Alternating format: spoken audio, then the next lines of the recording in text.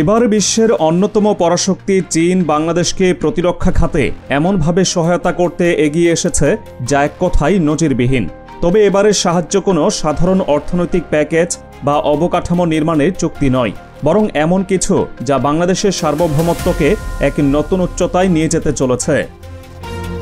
চীন তার বন্ধুত্বের হাত বাড়িয়ে দিয়ে বাংলাদেশকে কেবল তৈরি করা অস্ত্র দিচ্ছে না, বরং নিজেদের মাটিতেই ভয়ঙ্কর সব সমরাস্ত্র তৈরির কারখানা স্থাপনের সুযোগ করে দিচ্ছে।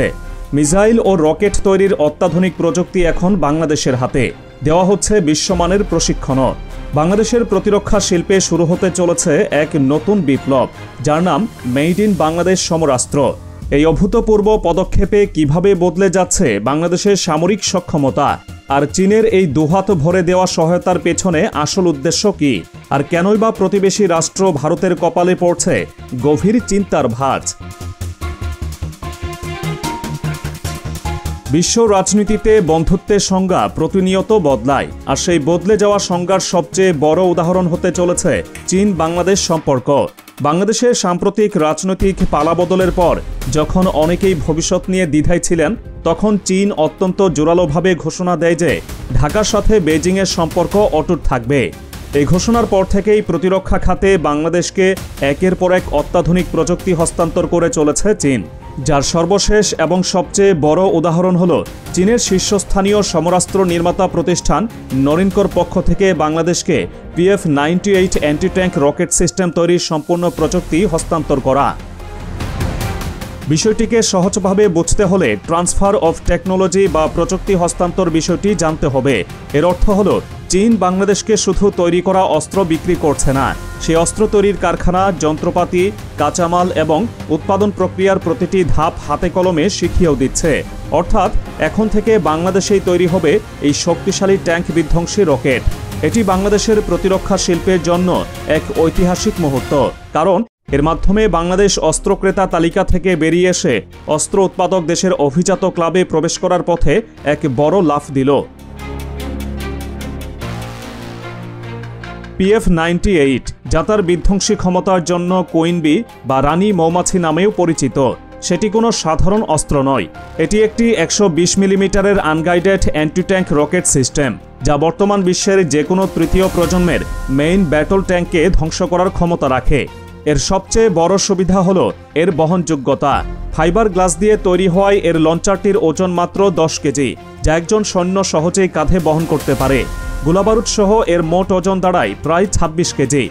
যুদ্ধক্ষেত্রে এর ব্যবহার অত্যন্ত সহজ, কিন্তু এর আঘাত কঠিন ট্যাঙ্কের বর্ম ভেদ করে ভেতরে থাকা সবকিছু জ্বালিয়ে দেওয়ার জন্য যথেষ্ট। তাই এই ভয়ঙ্কর অস্ত্রটি যখন মেড ইন বাংলাদেশ ট্যাগ নিয়ে দেশের মাটিতেই তৈরি হবে, তখন আমাদের সেনাবাহিনীর মনোবল এবং সক্ষমতা নিঃসন্দেহে অনেক দূর পৌঁছাবে। এতদিন ধরে বাংলাদেশকে এই ধরনের অস্ত্র বিপুল পরিমাণ বৈদেশিক মুদ্রা খরচ করে বিদেশ থেকে আমদানি করতে হতো, কিন্তু এখন দেশেই উৎপাদন শুরু হলে একদিকে যেমন দেশের টাকা দেশেই থাকবে, তেমনি জরুরি মুহূর্তে অস্ত্রের জন্য অন্য কোনো দেশের দিকে তাকিয়ে থাকতে হবে না। এটি বাংলাদেশের সার্বভৌমত্ব এবং আত্মনির্ভরশীলতার এক উজ্জ্বল প্রতীক হয়ে উঠতে চলেছে। এই স্বপ্নের বাস্তবে রূপান্তর হতে চলেছে বন্দরনগরী চট্টগ্রামে। বাংলাদেশ অর্ডিন্যান্স ফ্যাক্টরি বা BOF এর দ্বিতীয় শাখায় পুরোদমে চলছে PF-98 অ্যান্টি ট্যাঙ্ক রকেট সিস্টেমের প্রোডাকশন লাইন স্থাপনের কাজ। সবকিছু ঠিক থাকলে 2026 সাল নাগাদ এই কারখানা থেকে আনুষ্ঠানিকভাবে উৎপাদন শুরু হবে। প্রাথমিক পরিকল্পনা অনুযায়ী এই কারখানা থেকে প্রতি বছর প্রায় 200 ইউনিট অস্ত্র তৈরি করা সম্ভব হবে, যা বাংলাদেশ সেনাবাহিনীর চাহিদা মেটানোর জন্য যথেষ্ট। শুধু প্রোডাকশন লাইন স্থাপন করেই চীন থেমে থাকছে না। এই প্রযুক্তিকে পুরোপুরি আয়ত্তে আনার জন্য বাংলাদেশ অর্ডিন্যান্স ফ্যাক্টরির প্রায় 200 জন কর্মকর্তাকে চীনের পিপলস লিবারেশন আর্মি PL এর মান অনুযায়ী সরাসরি প্রশিক্ষণ দেওয়া হচ্ছে। এর ফলে বাংলাদেশের নিজস্ব জনবলই আগামী দিনে এই কারখানা পরিচালনা এবং অস্ত্রের মান নিয়ন্ত্রণ করতে পারবে। এই উদ্যোগের ফলে দেশের মাটিতেই একটি দক্ষ প্রজন্ম তৈরি হবে, যা ভবিষ্যতে আরও উন্নত সমরাস্ত্র তৈরির গবেষণায় নেতৃত্ব দেবে। স্থানীয় পর্যায়ে উৎপাদন হওয়ায় দেশের অর্থনীতিতেও এর ইতিবাচক প্রভাব পড়বে। নতুন কর্মসংস্থান তৈরি হবে এবং ধীরে ধীরে বাংলাদেশ হয়তো একসময় বন্ধু প্রতিম দেশগুলোর কাছে অস্ত্র রপ্তানি করার সক্ষমতাও অর্জন করতে পারে। চীনের এই সহায়তা শুধুমাত্র ভূমি থেকে ভূমিতে সীমাবদ্ধ থাকছে না, বরং আকাশেও বাংলাদেশের প্রতিরক্ষা ব্যবস্থাকে দুর্ভেদ্য করে তোলার এক বিশাল পরিকল্পনা হাতে নিয়েছে বেইজিং। সেই পরিকল্পনার অংশ হিসেবেই বাংলাদেশকে দেওয়া হয়েছে আধুনিক ম্যানপ্যাড বা ম্যান পোর্টেবল এয়ার ডিফেন্স সিস্টেমের প্রযুক্তি। সহজ কথায় এটি হলো কাঁধে বহনযোগ্য বিমান বিধ্বংসী ক্ষেপণাস্ত্র ব্যবস্থা। দেখতে ছোট এবং হালকা হলেও যুদ্ধক্ষেত্রে এর প্রভাব অত্যন্ত মারাত্মক। একজন সৈন্য এই অস্ত্র ব্যবহার করে নিচু দিয়ে উড়ে যাওয়া শত্রুপক্ষের হেলিকপ্টার, ড্রোন, এমনকি যুদ্ধবিমানকেও মুহূর্তের মধ্যে ভূপাতিত করতে পারে। চীন ইতোমধ্যে বাংলাদেশ সেনাবাহিনীকে FN-6 এবং QW-18 নামক দুটি আধুনিক ম্যানপ্যাডসের প্রযুক্তি হস্তান্তর করেছে। এর ফলে বাংলাদেশ এখন আর শুধু ব্যবহারকারী নয়, নিজের দেশেই এই অত্যাধুনিক আকাশ প্রতিরক্ষা ব্যবস্থা তৈরি, রক্ষণাবেক্ষণ এবং প্রয়োজনে উন্নত করার ক্ষমতা অর্জন করতে চলেছে। বাংলাদেশের মতো একটি নদীমাতৃক দেশ, যেখানে দুর্গম পাহাড়ি অঞ্চল এবং দীর্ঘ উপকূলীয় এলাকা রয়েছে, সেখানে এই ধরনের গতিশীল ও সহজে বহনযোগ্য প্রতিরক্ষা ব্যবস্থা অত্যন্ত কার্যকর। যে কোনো স্থানে দ্রুত মোতায়েন করে শত্রুর বিমান হামলা মোকাবেলা করার এক অসাধারণ ক্ষমতা এখন বাংলাদেশের হাতে। FN-6 হল বাংলাদেশ সশস্ত্র বাহিনীর অন্যতম প্রধান আকাশ প্রতিরক্ষা ব্যবস্থা। এটি তৃতীয় প্রজন্মের একটি প্যাসিভ ইনফ্রারেড হোমিং সিস্টেম, অর্থাৎ এটি শত্রুপক্ষের বিমানের ইঞ্জিন থেকে নির্গত তাপকে অনুসরণ করে নির্ভুলভাবে আঘাত হানতে পারে।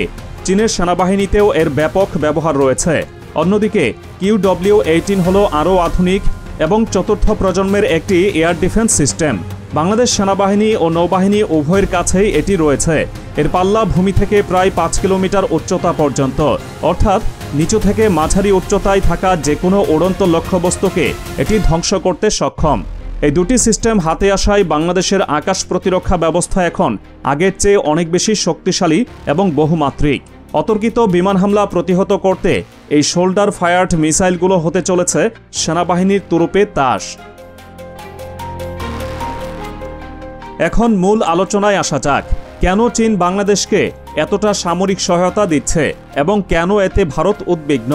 এর উত্তর পেতে হলে আমাদের তাকাতে হবে বঙ্গোপসাগর এবং ভারত মহাসাগরের দিকে, যা বর্তমান বিশ্বের সবচেয়ে গুরুত্বপূর্ণ সামুদ্রিক বাণিজ্য পথগুলোর মধ্যে অন্যতম।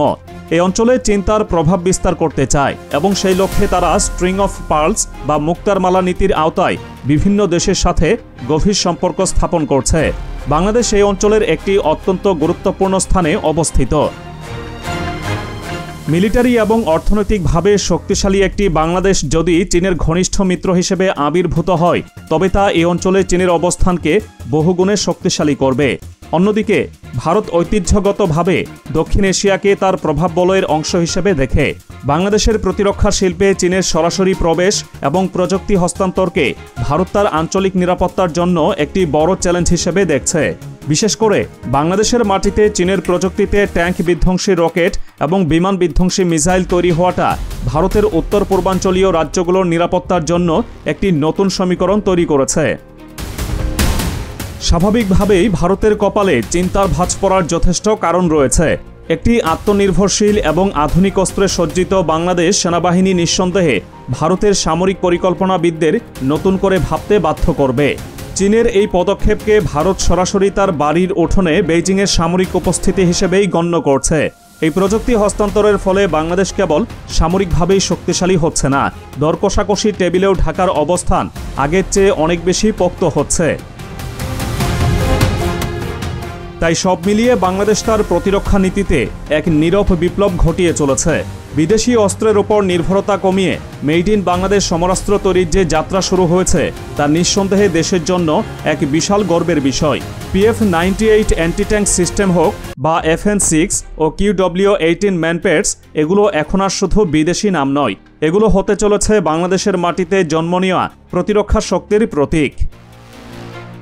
চীনের এই সহায়তা এবং প্রযুক্তি হস্তান্তর বাংলাদেশকে আঞ্চলিক শক্তিতে পরিণত হওয়ার পথে নিঃসন্দেহে কয়েক ধাপ এগিয়ে দিয়েছে।